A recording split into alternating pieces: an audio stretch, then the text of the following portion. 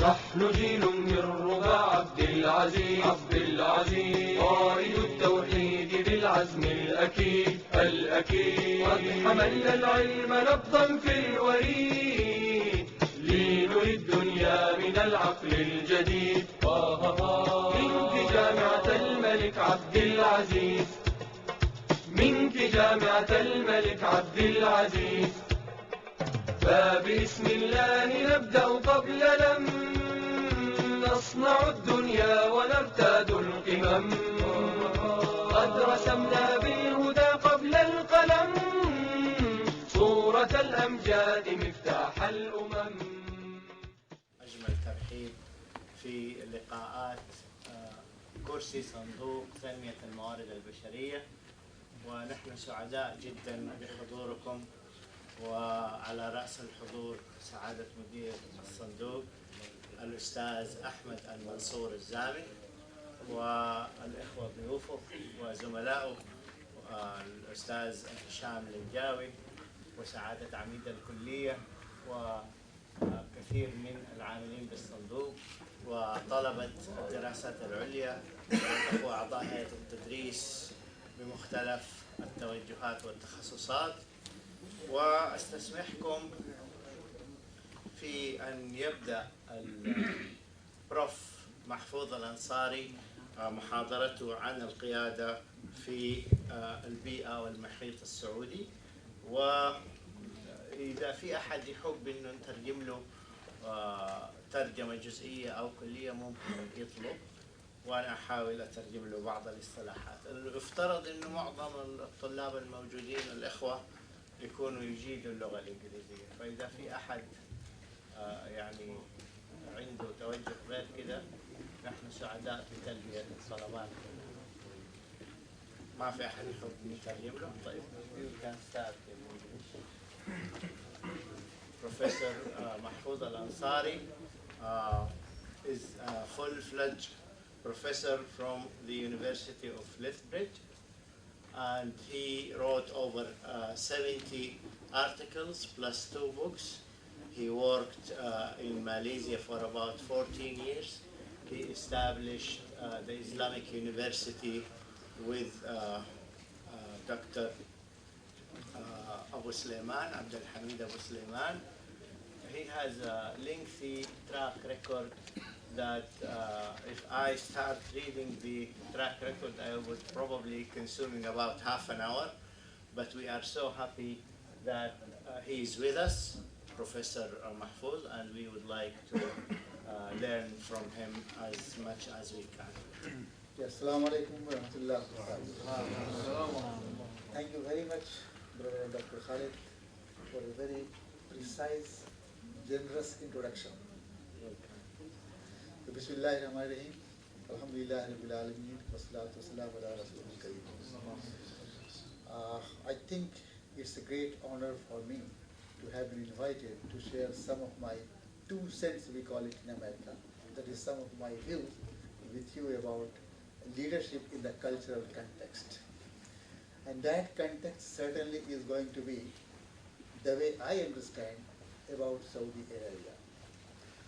And that is going to be with reference to some of the Western countries and some South Asian countries. So inshallah, what I will do in about 30 minutes, I shall first set the stage, and then what I mean about culture and what others have meant. I will try to give you a brief idea about that, and then I would say what kind of style will be most appropriate in this kind of context. I don't mean that this will be the only context where this can be used, because the idea which I am going to give you is not my new idea today, but even 15 years ago I started developing that. And we have successfully used it in many of the multinational companies, those who are operating in Asia, and that has been some kind of success. So in fact, I have been motivated by those things. So I call this leadership style transitional style. That is, first you have to prepare your followers to receive your command. Then only you can do something. And finally, I shall give you some empirical evidence in a very non-technical language without using any number, without using any statistics. What we have found. Naturally, there has not been 100% success, but some success with which we are happy. This topic of leadership is very fascinating. Very fascinating. Sometimes it has been in or out of the fashion, but still it has influenced both academics as well as business audience. Perhaps this has been studied for a long time. I generally call it centuries of speculations about leadership. Even this you can see in the epics, most of the holy books. Decades of empirical investigations. I think now we can count since 40. It is going to be about 70 years of empirical investigations in this area. Never-ending books and articles. Just according to one count, there are 500 leadership books only in management. It's not really possible to read all of them. Even if I have been working, there are total of 8 journals in management. They are only publishing articles in leadership. Plus almost all top journals have at least 10 to 20% in every issue. So you can see how important this topic is, but still the problem still persists for all of us. That is, we are still investigating, and I just want to summarize what is the real problem. That is theory-practice fit. We have a number of theories, but what is happening that they do not apply in all situations, or even in the similar situations it fails. Perhaps that is the reason. So we have to think, try to define this topic leadership as the process of influencing people in efforts to achieve some goals. These people are group members, followers of the leader, but where the attempt of the leader has to be perceived as legitimate. That is very important, because we are talking of leadership in work organizations. I have nothing to do with political leadership here. So legitimacy must be there. When I say style, I mean characteristics, manner in which the leader exerts influence over others. What we have learned thus far, let me summarize in 5 minutes. Basically, there have been 2 approaches to understanding leadership. One is called average leadership style. By average leadership style means, if I am participative to all members of the group. If I am autocratic, I am autocratic to everyone. That is, I am trying to address the homogeneous lot. Okay? So treatment is equal. The other approach is called leader-member exchange. That says just opposite. It says that if a leader has 5 followers, there are 5 unique dyadic relationships. Even if we have 5 subordinates, we do not treat them equally.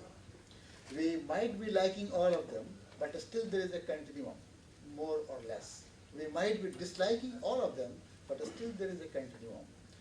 I belong to this category, but this is not the platform to talk about that. In the first category, which started, as I said, 70 years ago, people started talking of some personality traits. And they said that these traits can distinguish successful and unsuccessful leader.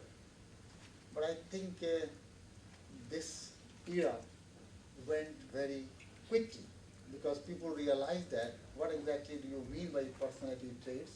Although people had used some word like psychological attributes, physical attributes, like a leader has to be taller and heavier, a leader has to be smart, a leader has to be intelligent, but we know that there are great leaders who are just 5 feet 1 inch.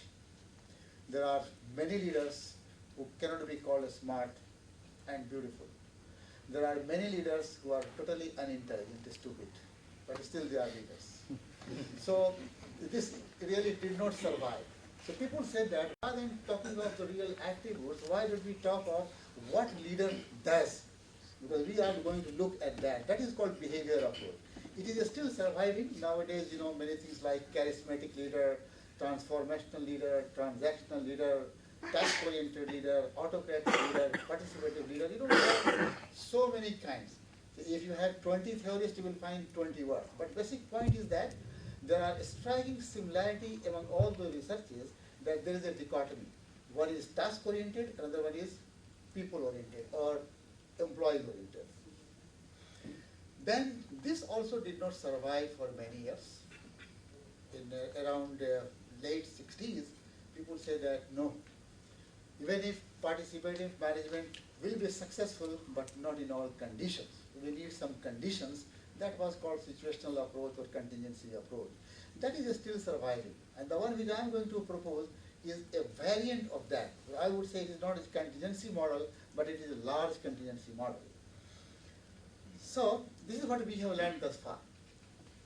So I am going to now talk the cultural context. What culture is and what culture is not. I think we all as a management student know what culture is.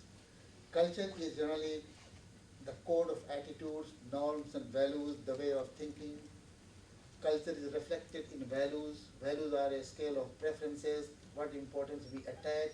I think these are all, written in the books, and all our MBA students must be knowing all about that. But basic point here is that there is nothing which can be seen like culture. It is reflected in your action values, and values are something that guide our behavior. But culture can develop at various stages. This is where is the confusion in the whole literature, not only in management but in political science and anthropology as well.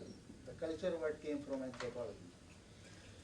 When we talk of national culture, it is not the same as organizational culture. It may be different. Corporate culture also can be different.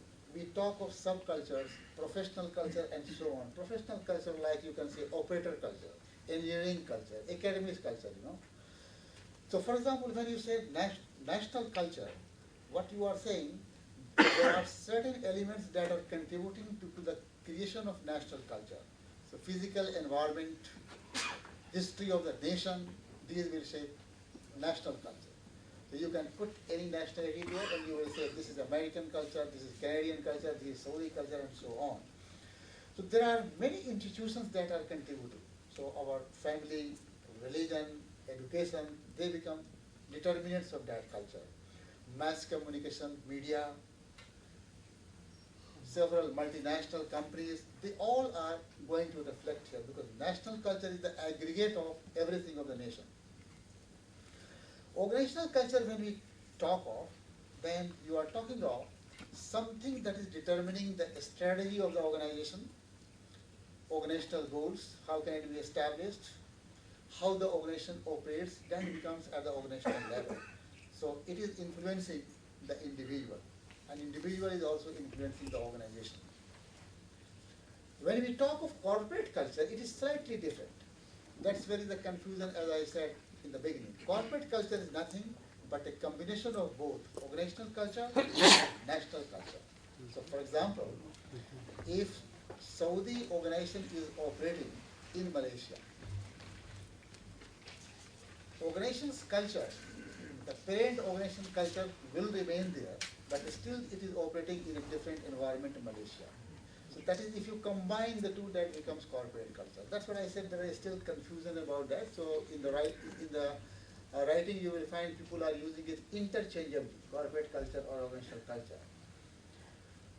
Still I would like to say here, which I have not written here, that there are some researchers who say that rather than talking of national culture, why don't we talk of individual cultural orientations?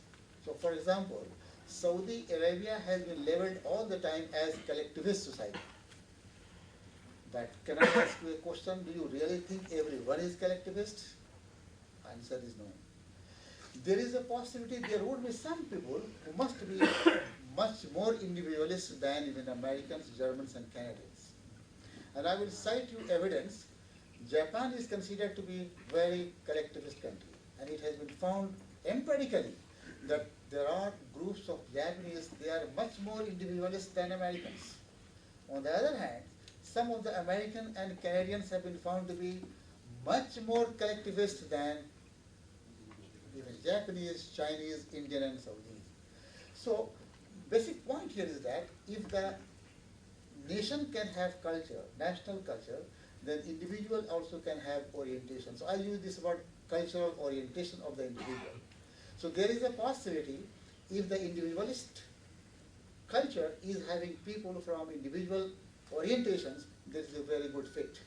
But this doesn't happen as I told you. Even if you are leading 10 people or 20 people in your organization, some of you are leading, I know that, not all of them have the same cultural orientations.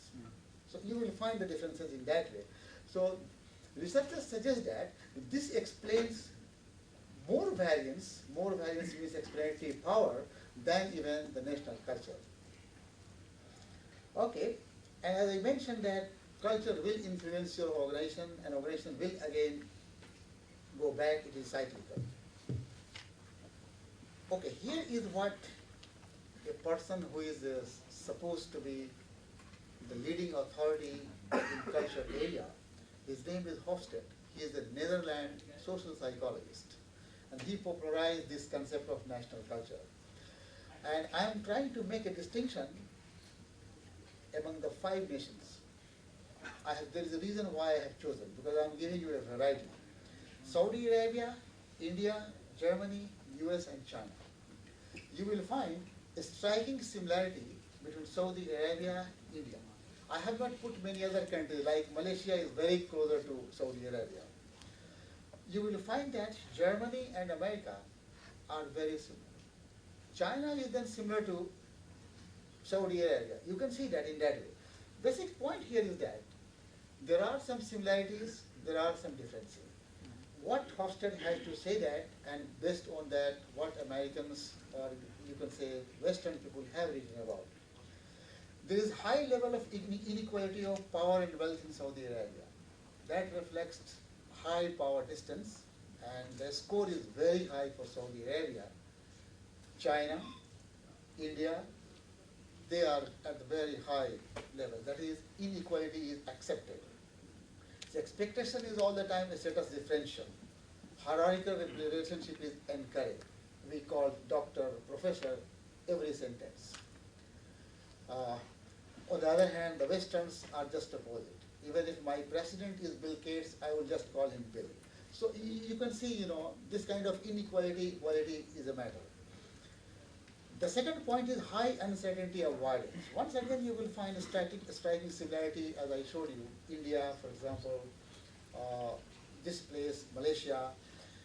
There are strict rules, laws, policies, and regulations to minimize any kind of uncertainty. Don't take any chance. That becomes high uncertainty. So ultimate goal is that there should not be anything unexpected. There is average masculinity. This masculinity is not in terms of how much masculine you are physically. That is in terms of your thinking, although interpretation is that what kind of treatment men and women receive. Japan and China are the highest in the world in terms of masculinity. America is not that masculine. Canada is not that masculine. So anyway, Saudi Arabia is very much in the middle, you can say average. Low individualism and, or you can say, collectivist country. Saudi Arabia has been labeled as very collectivist country like Japan, China, India, Malaysia, Singapore, Hong Kong, and so on. I think this is the crux of the national value here. Generally, this is manifested in close-knit, family tie, commitment to the group members rather than self is important.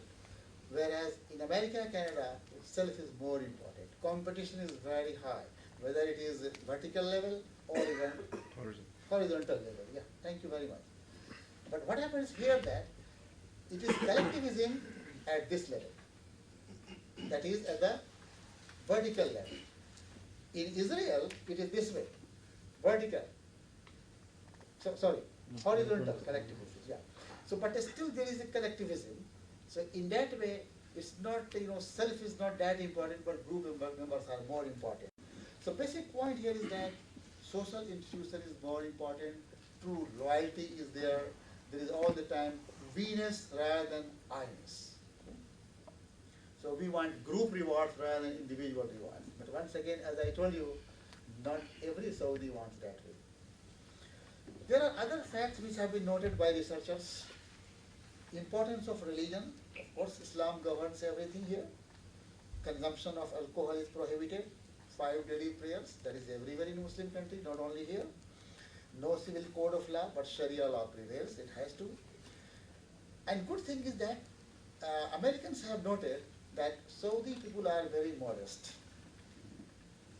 You have to keep yourself under a statement, don't use loud speech, don't burst laughter, otherwise it will be considered vulgar. It is very much like Germans here, you can see that. So, at the same time, connection is very important. You must know people. Then only your genuine demands will be met. Otherwise, it can fall flat. So it is important to know people. So practices, when it comes to the work setting, what people have noted, those who have been expatriates working in Saudi Arabia. If you want to get appointments, Saudis are very courteous and hospitable. And perhaps because of this courtesy and hospitality, it can cause delay. Any decision has to be delayed. Meeting times are based on praying times, and you can meet someone even without appointment, but be prepared to wait. Even if your time is there, people will say that there is a possibility the person is engaged on telephone, and you are still there waiting. So you can see that. They also noted that contacts, as I mentioned earlier, it is very important to emphasize on relationships. Everybody seems to know everyone. Importance of family is more important. Dress code is modest, of course, that's very good. And you have to respect religious rules. That's why they have observed, and it is good. Business card is common in Saudi Arabia, and you will find that one side is Arabic, another side is English. That's what happens in some of the Spanish countries also, like even Mexico you will find, Argentina you will find. That's okay. In China also they have one side Chinese, other side English. Anyway, business card, as I said, is very common. First name or title, I think most often, if you are not very formal enough, title is used, professor, doctor, as we are using just now here, But in the West, they will start with first name, that's all, no matter who you are. Whether you are president or vice president doesn't matter. So you will find that many words are added with respect also. We use honor, like you can see the British words like His Excellency, Her Excellency, something like that. If you don't write to your ambassador, His Excellency, I think they will be very much offended. Your intention may not be bad, but the person will feel offended. So first name, if you are using, that indicates very much familiarity, informal relationship. That develops after some time. Conversation is formal conversation in the beginning. So you have to be very much polite and you have to be listening. But business meeting starts with a small pace. You must know each other. First you have to know each other. Family, how many children do you have, what are they doing, where are you from? These are the questions. Just opposite of German, there you cannot talk of this. The moment you start the business. Okay, and then sudden switch to light speed conversation about the work. Bargaining is okay, like many other countries. And even discount you can talk of sometimes in the market, you know very well. Business contact is generally in Arabic and sometimes translation into English also. That's good for the convenience of others. Here is one video clip here. I don't know if internet is here, but it just shows that how Stanford Business School, which is one of the top 5 business schools of the world, the students had come to Saudi Arabia and also they had gone to UAE. This was a part of their work study program. And they have spoken very high of Saudi Arabia. In fact, I wanted to show that, but I think there is no internet line here, is it? Oh no, it's not here. It is just 4 minutes. So if you have a chance, just write down on the YouTube, the Stanford Business School's observations about Saudi Arabia, and you will get that. I am very flattered to see that. Okay. After doing all these three things, I would like to summarize what I said. Basically, it is coming to interwoven work values. Interwoven means it cannot be separated. And these values are preference for hierarchy and preference for relationships. If we combine the two, then we can say preference for hierarchical relationships. The other day I was talking that may be coming out of respect. Respect is valued everywhere, in every society. No culture would say that we don't have respect as a value. But the expression of respect is different. It is not that in America there is no respect, but their respect and our respect is different. So we generally value those who are senior to us, older in terms of age, and so on. In terms of position, in 1970s, 2 American authors published an article, and they just wanted to compare 6 or 7 countries. I'm trying to remember. One is America, United States of America, United Kingdom, Saudi Arabia, India, Rhodesia, I forget one. It must be some European country. What they were trying to understand, what is the level of authoritarianism in these countries? Authoritarianism is very much associated with Hitler. That is, the person who is full of vanity and whims, the person who is paranoid, that I am the supreme power, the person who is, you can say, very much hard-nosed, and so on. So you can see the personality of Hitler, that is authoritarian. And then they tried to see where these 7 countries are located. And their findings are that America is the least authoritarian, Saudi Arabia, India are at the top of authoritarian. And recommendation of the authors was that these countries are very much autocratic or authoritarian. So these countries need to be driven by authoritarian management. I think nobody wanted to challenge this work, and I am also not challenging the empirical research, but I am only challenging their interpretation. As I mentioned just now, that when you are asking someone that, do you think our children should learn to obey the higher command? If the answer is yes, do you think it is authoritarian? This kind of questions were asked. So children should learn to obey the higher command. It is an important virtue. So naturally Saudi Arabia people or India people will say, yes, they strongly agree. And in the Western culture they might say, no. That doesn't indicate that we need authoritarian management. The way you are interpreting that. So I think 2 or 3 persons like me, we are the first one to oppose that, and we said that no, it's not that. You are interpreting wrongly. We may be having some kind of ingredients. And nowadays researchers suggest that this world is populated by more Hitlers than Hitler himself was. You can see that. So it is a kind of, contradiction, you can see that. So basically, I agree that there are some ingredients of autocracy, but that interpretation is not that. If America says that they need participative management, we also need that. I'm going to show you. Just wait for that. So in fact, we conducted about 40 studies. These studies came from those countries where authoritarianism was recommended. It is Malaysia, it is India, like that countries. Based on those studies, we suggested that our setup where power distance is very high or collectivism is very high, we need some kind of paternalistic leadership style.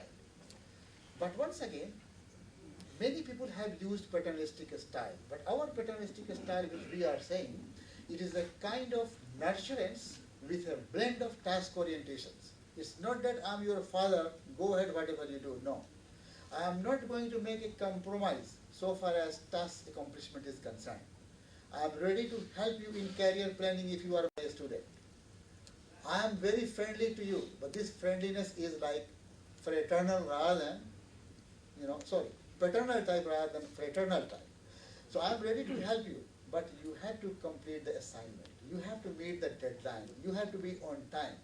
So this becomes, you can see that two are together. It is not plus. I am not saying paternalism plus task orientation.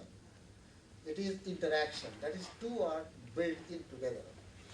If you have these two, there is a possibility there will be some good organizational performance. So I say that in the beginning we should use that. That's what I said, transitional phase. The moment your followers are ready to put in efforts into the task accomplishment, you change this to participative style.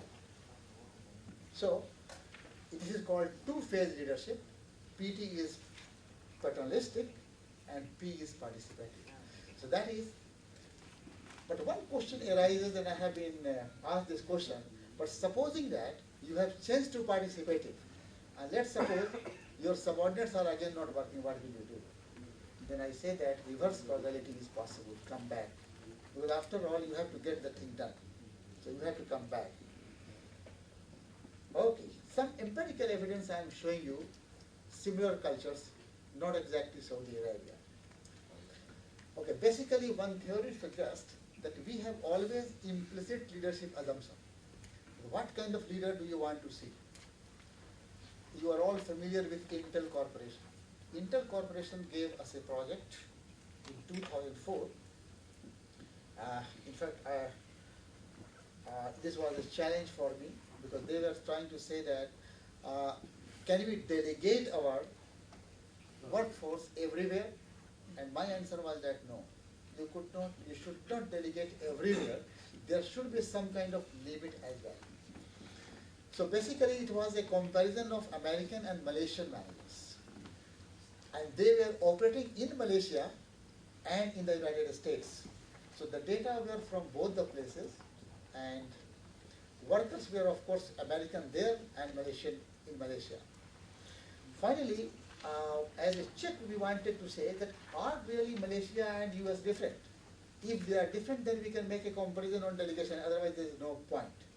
Finally, we realized that what Hofstede had written 20 years ago was right. Americans were very high on individualist tendency, and Malaysians were really very high on power distance. So that means this was confirmed that the two cultures are really different. Then we wanted to see that, does delegation work? And then we found that, what kind of delegation? So we actually wanted to show these three kinds of delegation. One was advisory delegation, that is, the subordinates make the decision after first getting a recommendation from the boss. If I am the boss, I can tell you that, you can announce that. So it is just advisory. Second kind was that informational delegation. That is, the subordinates make the decision after first getting needed information from the leader. So you can see that it is improving. And then the third one is extreme delegation. Subordinate make the decision without any input from the leader. So you can tell your subordinate, okay, go ahead, whatever you decide is okay with me, no problem. There are three kinds you can see. One is very much autocratic, other one is very much participatory. Idea here was that, based on the researches, that when we talk of acceptance of leadership, then it will vary as a function of culture. And those countries which are high on power distance and collectivism should perceive autocratic leadership favorably. And the other way around should be true for low power distance and individualist countries. So that is the reason we chose Malaysia and US, and perhaps that was the reason Intel wanted us to do that, because the two were very contrasting different. Now, you will see the result. You can see, Malaysians are also human beings. They also want delegation. It is not that they don't want delegation. And you can see it is at the top, informational delegation. But the real difference came if you look at the curvilinear relationship, right-hand side and left-hand side. That is, extreme delegation was more popular in the United States than in Malaysia. whereas advisory delegation was more popular in Malaysia than in America. So one thing is very clear here, that we are also human beings, we also need to be delegated, we also need to be empowered, but some limitation has to be there. But when it comes to extreme, maybe our subordinates are not ready. Perhaps once again I will tell you the element of respect. Even if I want to decide, but I will still go to my boss and I would say, would you mind going through that? Should I do that? Even if it is my decision. Do you think that this is my position here is like Hitler? No, it's not that. It is out of respect. You are my boss and I am asking your permission. So informational delegation is one. So this is one evidence I try to tell you. Another one which is a direct evidence. Now I am comparing you the paternalistic style. This is based on massive data collected from the whole nation of Malaysia, I would say. Almost 13 states had participated there. And alhamdulillah, we had a very good grant from the government, Malaysia government. Actually, it is a very long project. I cannot even talk about that in whole night. But I'm just comparing a few things. Okay. So you can see the first one. P style is, as I have already written earlier, participative style. Power distance you already know. So we try to see that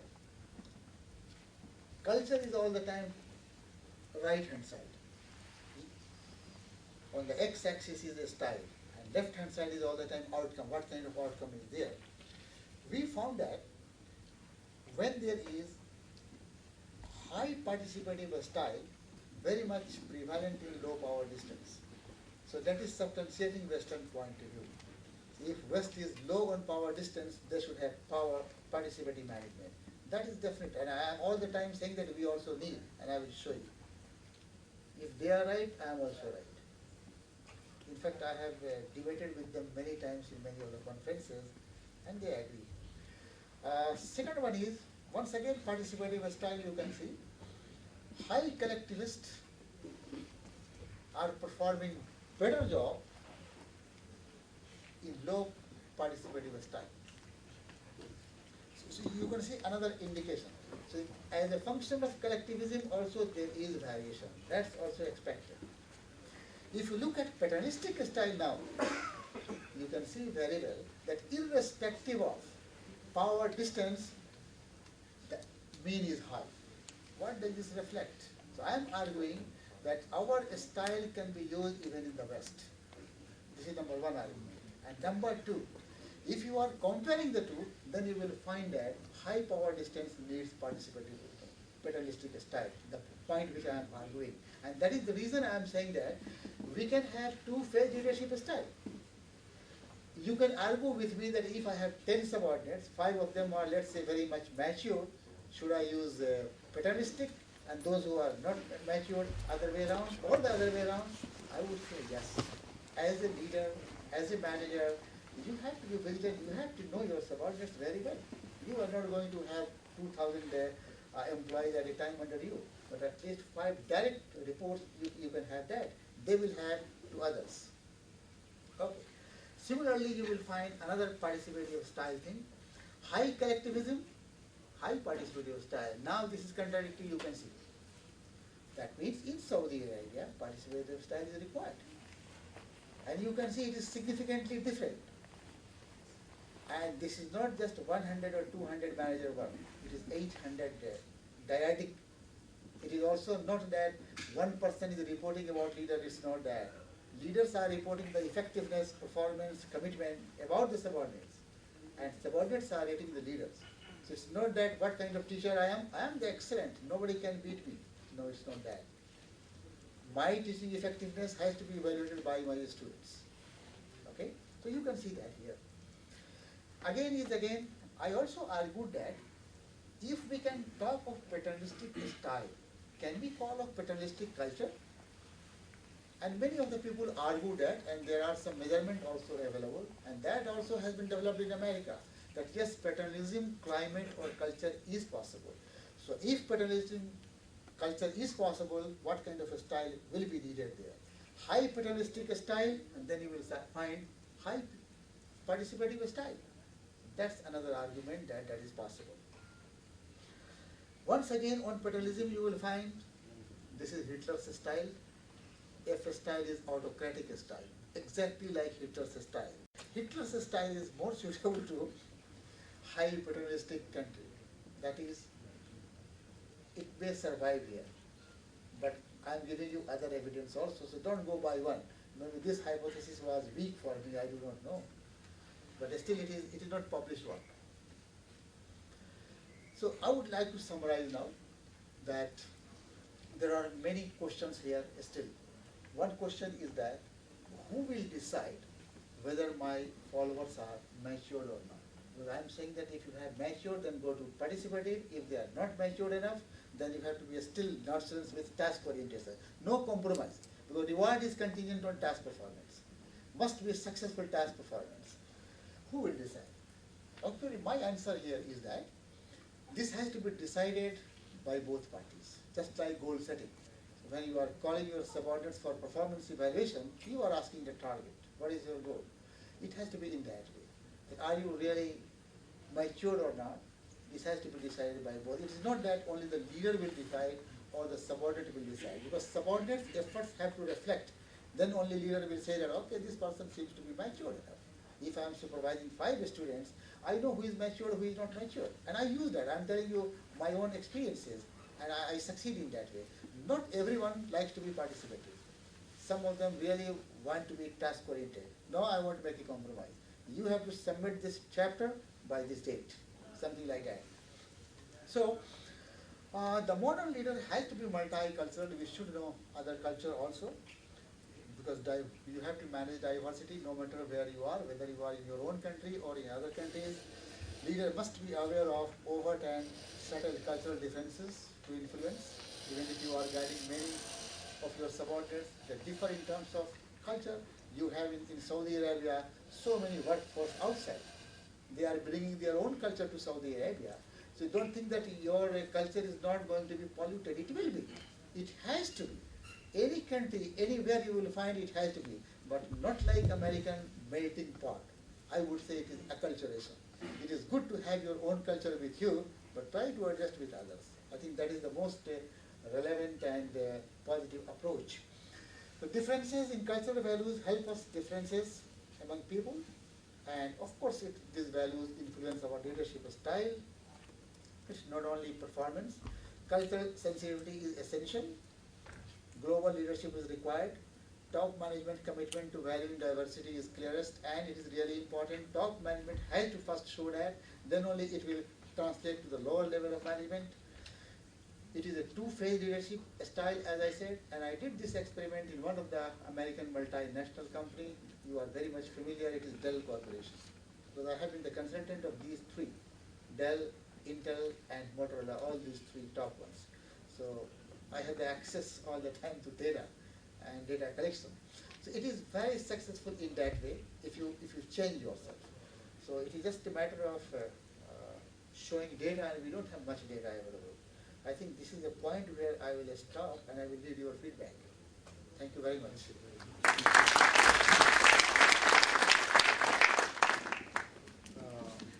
Thank you, Prof. Ansari. This is heavy material. We have to drink some soda to digest it. Now, the summary of this ملخص ما تفضل به البروف أنصاري أنه في المنهج الأبوي اللي سماه paternalistic ينفع في ثقافات معينة وقد لا ينفع في ثقافات أخرى، وقارن بين الولايات المتحدة الأمريكية، ألمانيا، السعودية العربية، ماليزيا، وتنقل بين الثقافات المختلفة. ولعل أفضل ما قدمه البروف أنصاري هو الأمثلة العملية اللي هي الامبيريكال ايفيدنس الميدانية. ويعني الامبيريكال ايفيدنس هذه تدل على إنه الشعوب في حالة يمكن تسميتها convergence style. يعني السعودية العربية قبل 30 عام تختلف عن السعودية العربية حاليا. ف we are all converging And we are waiting for your questions for more elaborate explanations, because this is a lengthy empirical work. It took, I'm sure it took a lot of time to compile such data and come with such conclusion, and try to agree or disagree with Hofstede's ideas, for instance, because Hofstede himself has spent so much time. He's an industrial engineer, he's not a psychologist. Hofstede is an industrial engineer, but he said, look, I want to find out what sort of leadership, أي نوع من القيادة أود أن أمارسه في قطر ما. الآن وقد دخلت الحضارات على بعضها البعض، تثار الأسئلة من جديد: هل أمارس أساليب قيادية في ذات المنشأة مع مجموعة معينة مقارنة بمجموعة أخرى؟